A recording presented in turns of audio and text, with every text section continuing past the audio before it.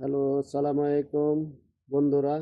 আজকে অনেক দিন পরে আপনাদের কাছে আমার সবজি বাগানটা দেখাইতাছি। দেখেন, করল্লা পাইকে গেছে। করল্লা, অনেক করল্লা খাইছি।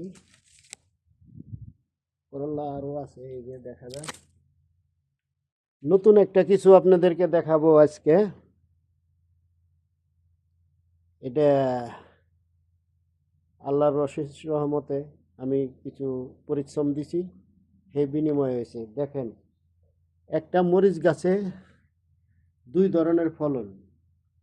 দুই ধরনের ফলন কেমন দেখেন।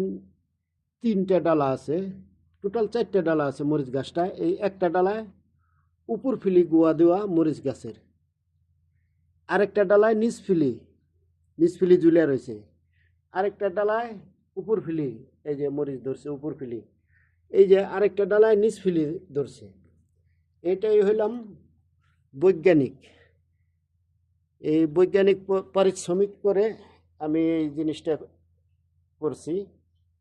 সাথে সাথে আমার সবজি বাগানে শুধুমাত্র এখন পুঁই শাক আছে, করল্লা আছে, ওই করল্লা, ওই সিম গাছ আছে, পাশাপাশি একটা সাজনা গাছ লাগাইছি। তিনটা সাজনা ধরা আছে, সাজনা গাছ লাগাইছি। এই বড়ই গাছ, লেবু গাছটা মইরা যাইতাছে, ভালো হইতাছে না।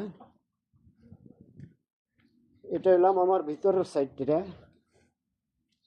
বাহিরে কিন্তু একটা ইয়ে আছে, বাগান আছে। বাহিরের বাগানটা এই সিম গাছ, এই টমেটো গাছ, ওই আছে সাথে মিষ্টি লাউ, মিষ্টি কদু আর কি। হ্যাঁ, বাইরের বাগানটাও মোটামুটি ভালোই। আর এবার ডাটা বুনছি অনেকবার, চড়ুই পাখিতে খেয়ে ফেলায়। সবাই আমার এই লাইভটারে কমেন্ট করবেন, শেয়ার করবেন, লাইক দিবেন। ধন্যবাদ। আসসালামু আলাইকুম রহমতুল্লাহ ওয়া বারাকাতুহু।